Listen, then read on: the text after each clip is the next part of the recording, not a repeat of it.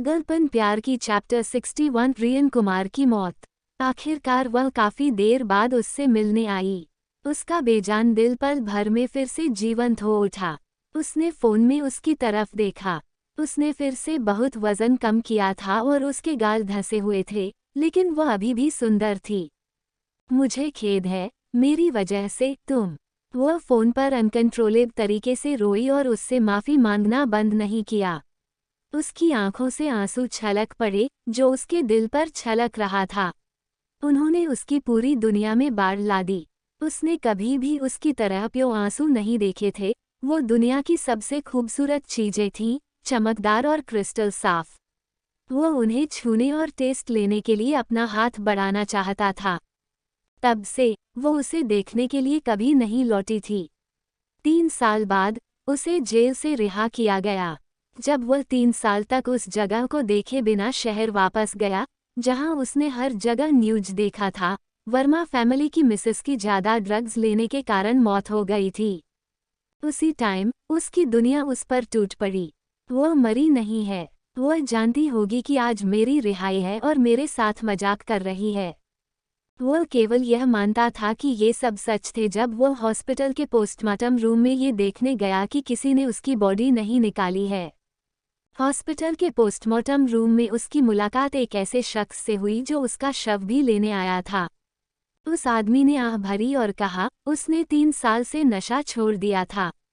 यह असंभव माना जाता था क्योंकि वह पहले से ही लगभग 8 सालों से ड्रग्स ले रही थी, फिर भी वह दृढ़ रही। वह सबसे मजबूत और सबसे खूबसूरत लड़की है जिसे मैंने कभी देखा है। उसने मुझसे कहा कि उसे लगता है कि इस दुनिया में किसी को उसकी परवाह नहीं है, लेकिन कोई है जिसने उसे अपना सब कुछ दिया। ऐसे में वह उस पर अब और बोझ नहीं डाल सकती थी। इन पिछले 3 सालों में मैंने उसे धीरे धीरे ड्रग्स छोड़ते हुए देखा है। उसके सफल होने में केवल 3 महीने बचे थे। वह अचानक ड्रग्स का ओवरडोज क्यों ले लेगी? 3 साल, इसलिए पिछले 3 सालों में वह उनसे मिलने नहीं गई। जेल से छूटने के बाद वह उसे एक नई तरह दिखाना चाहती थी।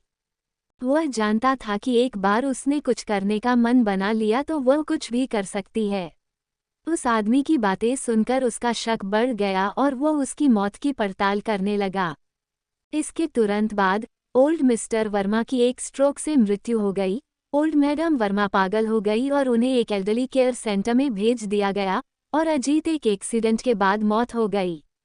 वर्मा फैमिली लगभग पूरी तरह से खत्म हो गई थी। इस मौके का यूज करते हुए प्रिया ने वर्मा फैमिली के 25% शेयरों को हथिया लिया और वर्मा कॉर्पोरेशन की सबसे बड़ी शेयरहोल्डर बन गईं। काव्या ने 10% शेयरों पर कब्जा कर लिया और वर्मा फैमिली शेयरहोल्डर बन गई। इसके बाद जैन फैमिली ने वर्मा कॉर्पोरेशन को धीरे धीरे तब तक खा लिया जब तक कि जैन फैमिली पूरी तरह से सत्ता में नहीं आ गया। अपनी अरबपति सिचुएशन के साथ प्रिया ने अपने फियोंसे तरुण से शादी कर ली। उनकी वेल्थी शादी ने दुनिया में एक बड़ी सनसनी फैला दी। उसने प्रिया, काव्या और अनु की जांच शुरू की। उसे जो सच्चाई पता चली उसने उसे पागल कर दिया। काव्या, प्रिया और अनु ही थे जिन्होंने उसे बर्बाद कर दिया। उन्होंने 15 साल की उम्र में उसकी मासूमियत को खोने के लिए तैयार किया, उसकी नग्न तस्वीरें ली, उसका अपहरण कर लिया और बड़ी संख्या में ड्रग्स के इंजेक्शन लगाए, जिससे वह आदी हो गई। उसे नशीला लिक्विड पिलाया और उसके साथ 3 आदमियों के सोने की अरेंजमेंट की, उसके अश्लील वीडियो निकाले। उनके द्वारा किए गए अन्य छोटे छोटे कामों के ढेर के साथ वह उन सभी की छानबीन करने में असमर्थ था। वह कुचले हुए कागज की एक गेंद की तरह महसूस कर रहा था जिसे इंच दर इंच गेंद में घुमाया गया था। वो हड्डी कुचलने वाला दर्द पानी के डूबने जैसा था, जिससे वह बुरे विचारों से भर गया। जोर से अलार्म का धमाका अचानक हुआ। अमित जिस बुरे सपने में था, उसके टुकड़े टुकड़े हो गए और उसकी चेतना धीरे धीरे वापस आ गई। वह जल्दी से बिस्तर पर बैठ गया, अपनी छाती पर कपड़े कसकर पकड़े, अपना मुंह खोला और गहरी सांस ली। भारी, गहरी और कर्कश सांस लेने पर उसके माथे पर पसीने की बूंदें बन गईं। रात में ये स्पेशली से अकेलापन महसूस करता था। फोन की रिंग उसके कानों में आ गई। उसे लगा जैसे वह अभी भी बुरे सपने में गहरा था, बचने में असमर्थ था।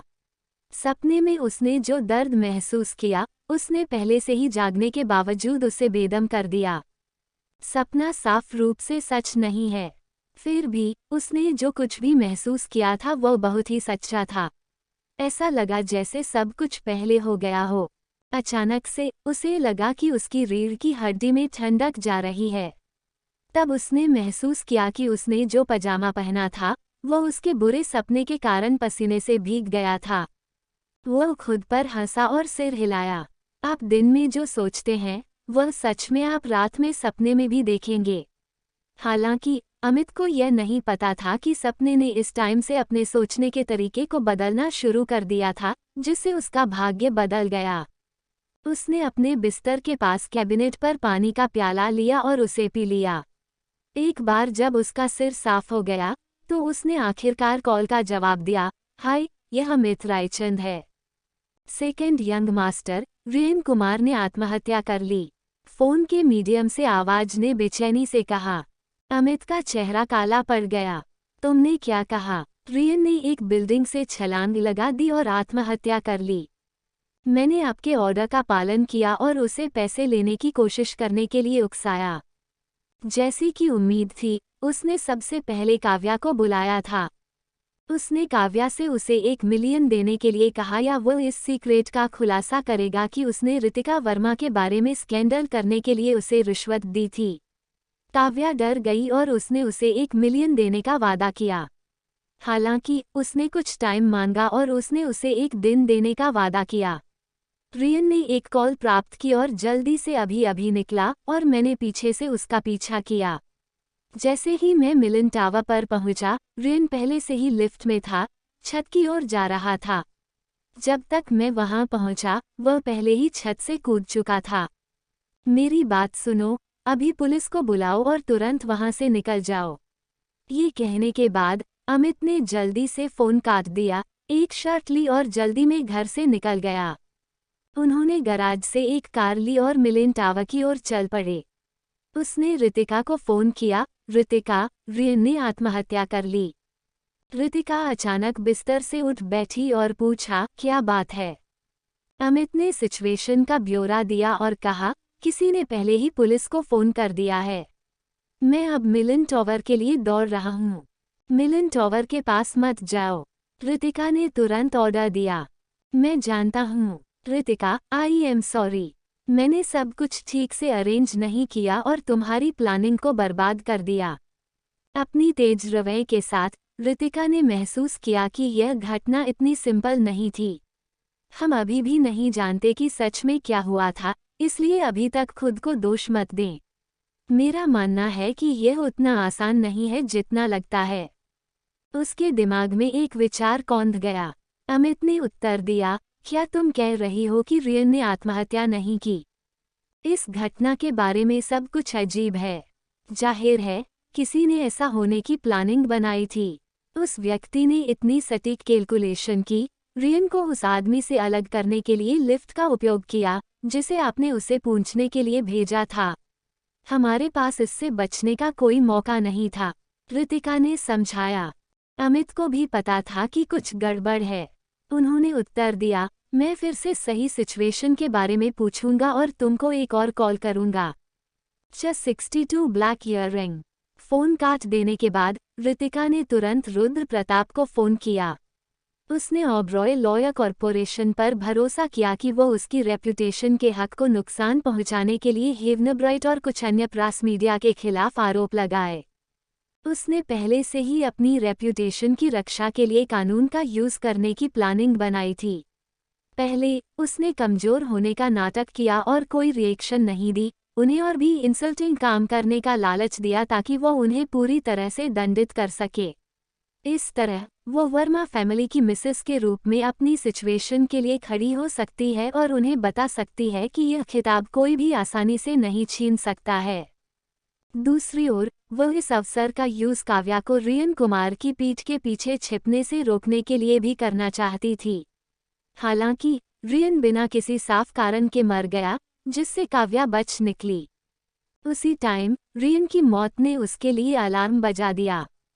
उसने काव्या के बारे में अपनी समझ को बार बार समायोजित किया, फिर भी उसके साथ इतने सारे झगड़ों के बाद भी वह अभी भी उसे पूरी तरह से समझ नहीं पाई थी।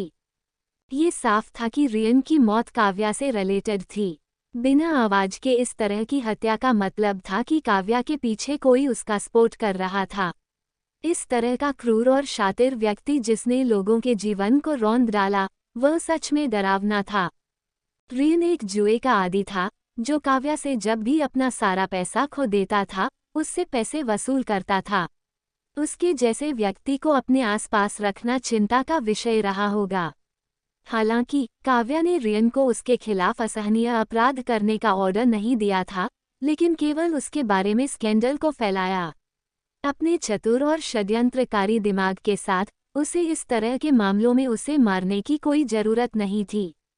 वह हैरान थी, इसके बारे में सब कुछ अजीब था। रितिका झुंझलाहट में खिड़की के पास चली गई और उसे आश्चर्य हुआ, रेयान ठीक उसके बाहर खड़ा था।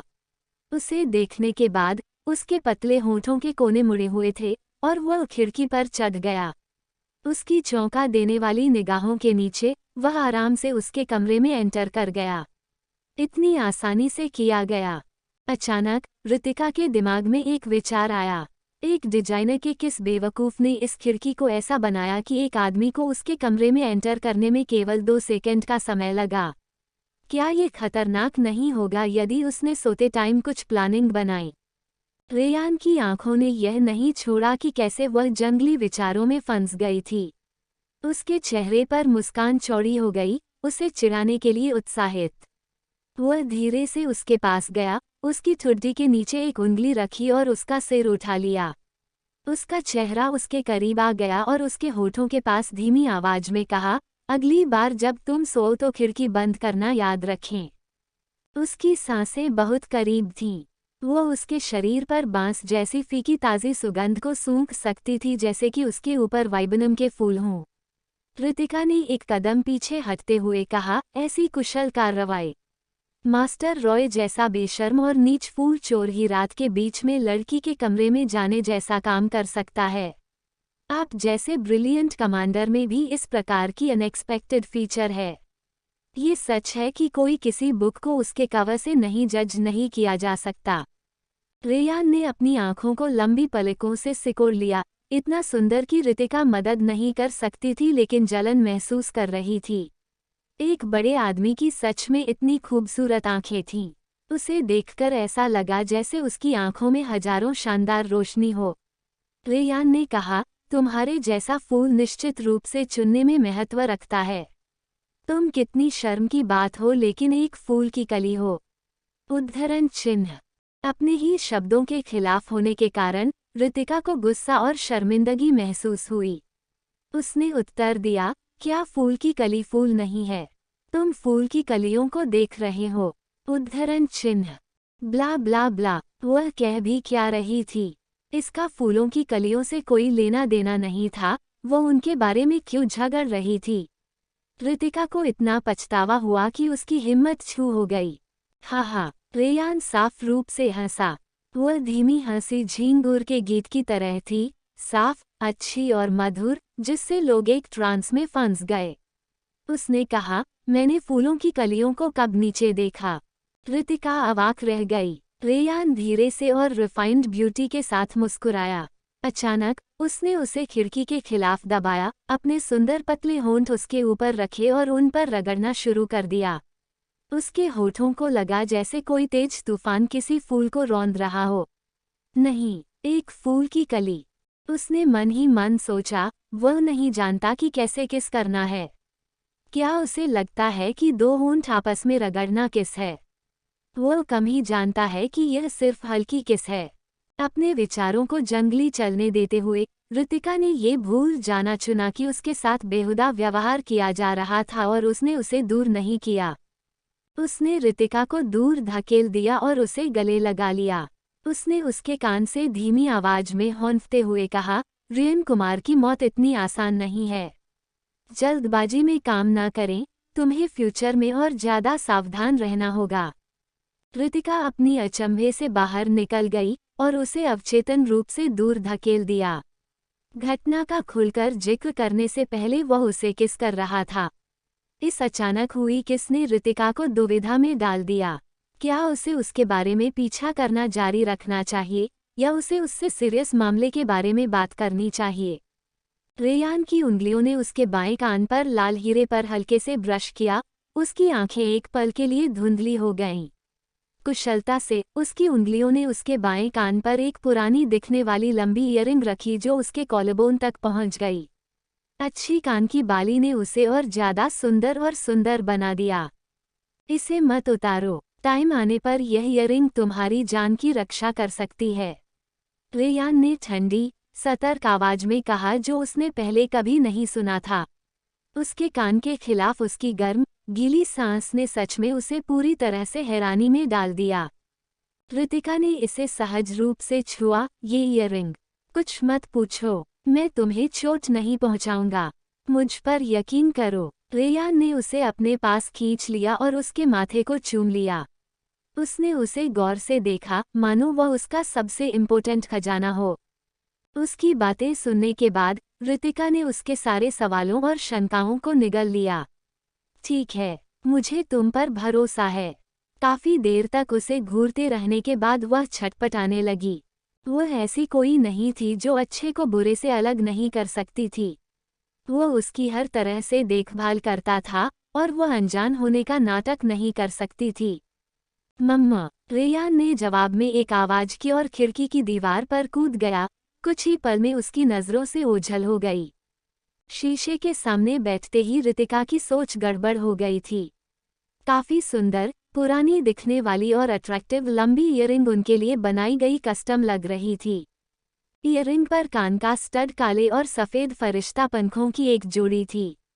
उसके कान के लोब पर काले और सफेद एक साथ मिक्सड थे, लेकिन एक दूसरे का खंडन भी करते थे, जिससे एक प्रकार की मिस्टीरियस और मुश्किल मॉडर्न ब्यूटी दिखाई देती थी।